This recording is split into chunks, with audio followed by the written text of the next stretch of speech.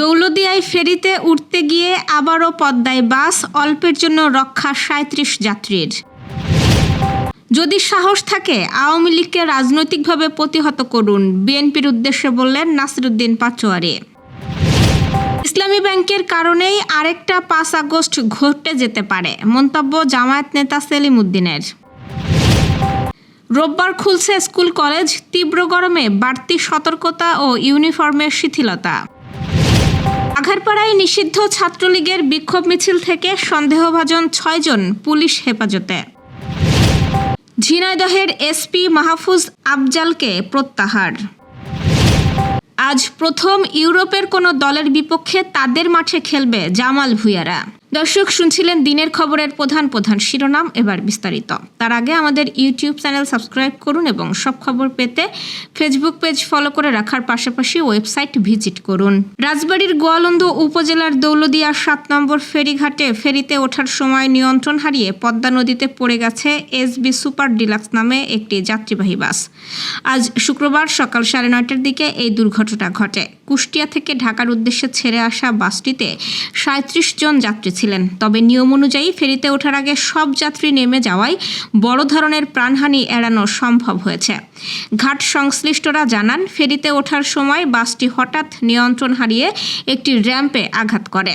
Ramp ভেঙে বাসটি সরাসরি পদ্মা নদীতে পড়ে যায়। এ সময় বাসে শুধু চালক ও তার সহকারী ছিলেন। স্থানীয়দের সহায়তায় তাদের জীবিত উদ্ধার করে হাসপাতালে ভর্তি করা হয়েছে। দুর্ঘটনার পর ফায়ার সার্ভিস, বিআইডব্লিউটিএ, নৌ পুলিশ ও উদ্ধারকারী জাহাজ হামজা অভিযান চালিয়ে বাসটি নদী থেকে তুলে আনে। এখন পর্যন্ত কোনো হতাহত বা নিখোঁজের তথ্য পাওয়া যায়নি। গত ২৫শে মার্চ একই দৌলতদিয়া ফেরিঘাটে বাস নদীতে পড়ে ২৬ জন যাত্রীর মৃত্যু হয়েছিল। মাত্র ২.৫ মাসের ব্যবধানে একই ধরনের আরেকটি দুর্ঘটনায় নতুন করে নিরাপত্তা ব্যবস্থা নিয়ে প্রশ্ন উঠেছে। জাতীয় নাগরিক পার্টির নেতা নাসিরুদ্দিন পাটোয়ারি বলেছেন, বিএনপির অনেক বড় বড় নেতা গোপন মিটিংয়ে বলে যে জামায়াতকে সাইজ করে দেওয়ার জন্য আওয়ামী লীগকে মাঠে না নামালে হবে না। যদি সাহস থাকে রাজপথে আওয়ামী লীগকে প্রতিহত করেন, রাজনৈতিকভাবে মোকাবেলা করেন। বৃহস্পতিবার সন্ধ্যায় রাজধানীর বাংলা মোটরের রূপায়ণ ট্রেড সেন্টারে জাতীয় যুবশক্তির কার্যালয়ে জাতীয় বাজেটে তারুণ্যের অংশীদারিত্ব, সম্ভাবনা, চ্যালেঞ্জ ও করণীয় শীর্ষক সেমিনারে তিনি সব কথা বলেন। এনসিপির এই মুখ্য সমন্বয়ক বলেন, নির্বাচন কমিশন যে ইলেকশন ইঞ্জিনিয়ারিং করেছে, তারা যদি আবারও কোনো ইঞ্জিনিয়ারিং করতে চায় তার জবাব আমরা রাজপথে দেব। বাজেট সম্পর্কে নাসিরুদ্দিন বলেন, সরকার তরুণদের পেছনে বাজেট দিতে চায় না। সরকার চায় তরুণরা গাড়ির পেছনে ঘুরুক। যদি দক্ষ জনশক্তি তৈরি হয়ে যায় তাহলে মিছিলে যাওয়ার লোক তো পাবে না।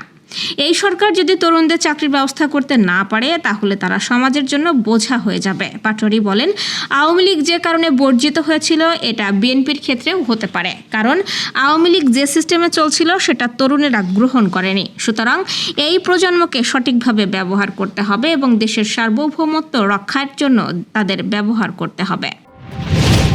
ইসলামী ব্যাংকের কারণেই আরেকটা ৫ আগস্ট ঘটে যেতে পারে বলে মন্তব্য করেছেন ঢাকা জামায়াত ইসলামীর ঢাকা মহানগর উত্তরের আমির মোহাম্মদ সেলিম উদ্দিন।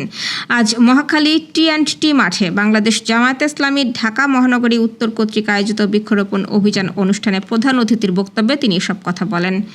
সরকারের উদ্দেশ্য করে তিনি বলেন, আপনারা জামায়াতকে হিংসা করেন, আজ যে কাজ করলাম সেটারও হিংসা করলেন। আপনাদের বলতে চাই, জামায়াতকে সেলুট করেন, জামায়াতকে সহযোগিতা করেন। জামায়াত দায়িত্ব পেলে ৫ বছরের মধ্যে দেশ বদলে যাবে।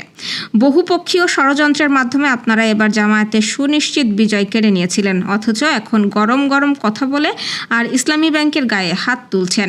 মনে রাখবেন, ইসলামী ব্যাংক কারোর বাপের টাকায় হয়নি, ইসলামী ব্যাংক জনগণের টাকায় হয়েছে। যা ইচ্ছা করেন, ইসলামী ব্যাংকের গায়ে হাত তুলবেন না। গ্রাহকরা জীবন দেবে, লুটেরাদের হাতে ইসলামী ব্যাংক তুলে দেবে না। ঈদুল আজহা ও গ্রীষ্মকালীন ছুটির পর আগামী রোববার থেকে দেশের স্কুল কলেজগুলোতে আবারও শুরু হচ্ছে পাঠদান। গরমের কারণে শিক্ষার্থী, অভিভাবক ও শিক্ষকদের মধ্যে উদ্বেগ দেখা দিয়েছে। আবহাওয়া অধিদপ্তর জানিয়েছে, দেশের বেশ কয়েকটি অঞ্চলে মৃদু থেকে মাঝারি ধরনের তাপপ্রবাহ অব্যাহত রয়েছে। এই সঙ্গে বাতাসে আর্দ্রতার পরিমাণ বেশি থাকায় গরমের তীব্রতাও আরও বেশি অনুভূত হচ্ছে। এই পরিস্থিতিতে শিক্ষার্থীদের স্বাস্থ্য সুরক্ষায় বিভিন্ন শিক্ষা প্রতিষ্ঠান বিশেষ প্রস্তুতি নিয়েছে। স্কুল ও কলেজ কলেজ কর্তৃপক্ষ জানিয়েছে, শ্রেণীকক্ষের সব বৈদ্যুতিক পাখা সচল রাখা, বিশুদ্ধ পানির ব্যবস্থা নিশ্চিত করা এবং শিক্ষার্থীদের পর্যাপ্ত পানি পানের বিষয়ে উৎসাহিত করা হবে। কোথাও কোথাও অতিরিক্ত পানির জারও রাখা হচ্ছে। আবহাওয়া পরিস্থিতি আরও খারাপ হলে ক্লাসের সময়সীমা কমিয়ে আনা বা মধ্যাহ্নের আগেই পাঠদান শেষ করার বিষয়টিও বিবেচনায় রাখা হয়েছে। এদিকে প্রচণ্ড গরমের বিষয়টি বিবেচনায় নিয়ে ইউনিফর্ম পরিধানের ক্ষেত্রেও কিছুটা শিথিলতা আনার সিদ্ধান্ত নিয়েছে কয়েকটি শিক্ষা প্রতিষ্ঠান। বিশেষ করে নির্ধারিত জুতা পরে আসার ক্ষেত্রে কঠোরতা আরোপ করা হবে না বলে জানিয়েছে সংশ্লিষ্টরা। শিক্ষার্থীদের সুস্থতা নিশ্চিত করেই শিক্ষা কার্যক্রম পরিচালনার ওপর গুরুত্ব দিচ্ছে প্রতিষ্ঠানগুলো। অন্যদিকে মাদ্রাসাগুলোতে ঈদ ও গ্রীষ্মকালীন ছুটি চলবে আগামী 11 জুন পর্যন্ত। যশোরের বাঘারপাড়া উপজেলার রোস্তমপুর এলাকায় নিষিদ্ধ ঘোষিত ছাত্রলীগের নেতাকর্মীরা বিক্ষোভ মিছিল করেছে বলে অভিযোগ উঠেছে।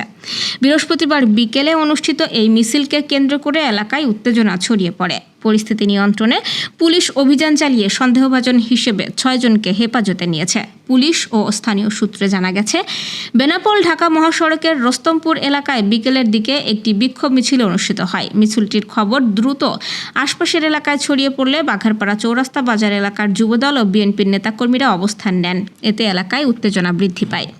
পুলিশের উপস্থিতি টের পেয়ে মিছিলকারীরা দ্রুত ঘটনাস্থল ত্যাগের চেষ্টা করেন বলে জানা গেছে। পরে আইনশৃঙ্খলা বাহিনী অভিযান চালিয়ে 6 জনকে হেফাজতে নেয়।